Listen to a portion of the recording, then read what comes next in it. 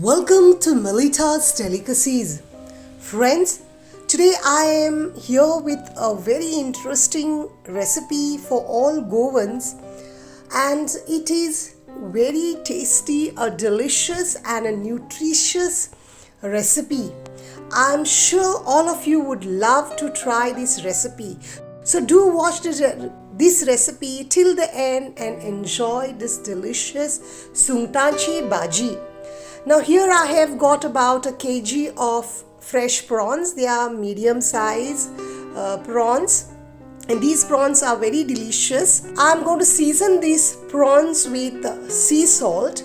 Now these prawns bhaji is typically served in Goan restaurants and also at the small vendors or the gades, where they serve these pav bhaji, where they serve. So like that, they serve this special bhaji called a Sunghta Bhaji. Now to make this bhaji, I have here about 1.5 cup of freshly grated coconut. You may use desiccated coconut also. Now the dry ingredients, spices that you require for this are 2 tablespoons of coriander seeds, 1 teaspoon of fennel seeds, 1 teaspoon of peppercorns, half teaspoon of cumin, half teaspoon of cloves, half teaspoon of turmeric powder, cinnamon sticks, half of mace, a quarter piece of nutmeg. I'm going to use about 3 de-seeded petals of star anise. This is called as star anise or the full chakri. Many people mistake star anise for dagad fool, whereas dagad fool is stone flower, which I have shown in many of my recipes, and I've been telling you in all my recipes, don't confuse between dagad fool and chakra fool. It's very important to de-seed the star anise because these petals can make your dish bitter, give a bitter taste. 1 small piece of lemon-sized ball of tamarind soaked. Add 1 tablespoon of oil to your pan.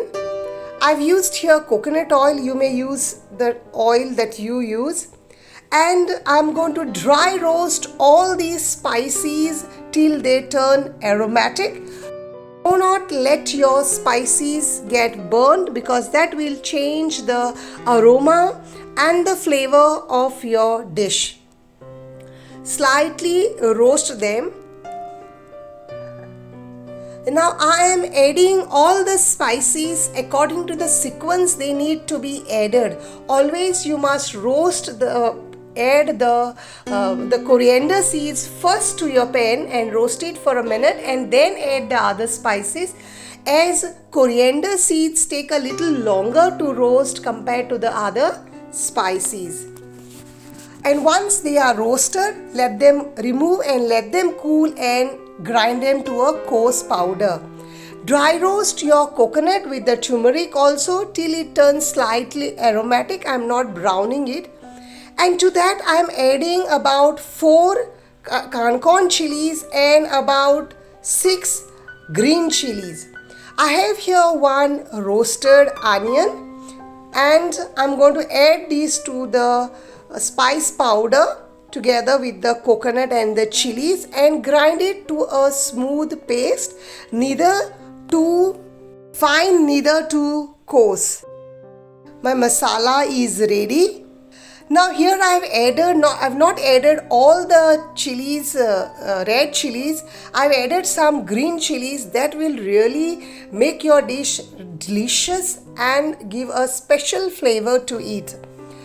Now add about 3 tablespoons of oil in your wok and add the marinated prawns and saute them on high flame, stirring continuously for about 3 minutes. You see that the prawns have started to sweat a lot and they have released their water. This is the perfect size of prawns that you need to use for this dish.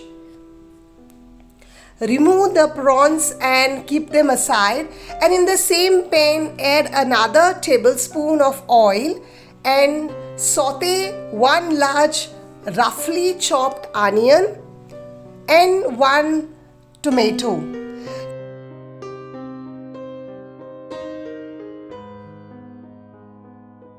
Saute the onion just for a minute on high flame and then add 1 chopped tomato and saute that also for about a minute. Once it is done, we do not need to make the tomato mushy. Here I am not going to make the tomatoes mushy, neither I want the onion to be translucent. I want that onion to have that little crunch.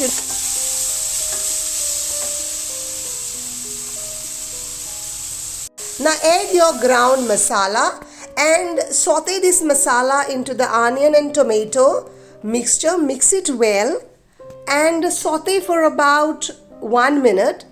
To this add 1 tablespoon of ginger garlic paste. Mix it well and saute for a minute.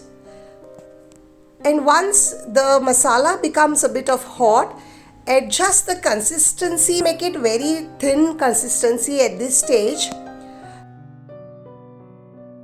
Now here I am adding vegetables, half cup each of potato, cauliflower, carrot, green peas and capsicum. Mix it well and bring it to a boil.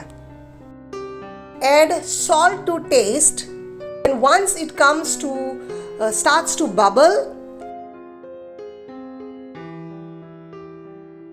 here I have added a little more of water to adjust the consistency and I will let it start to bubble. Once it starts to simmer, then cover and cook it on medium flame for about 5 to 6 minutes.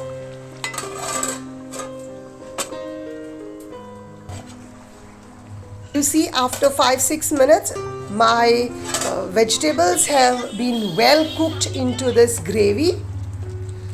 Now at this point, do the taste test. But please do not add extra salt at this stage because we have already added salt to the prawns.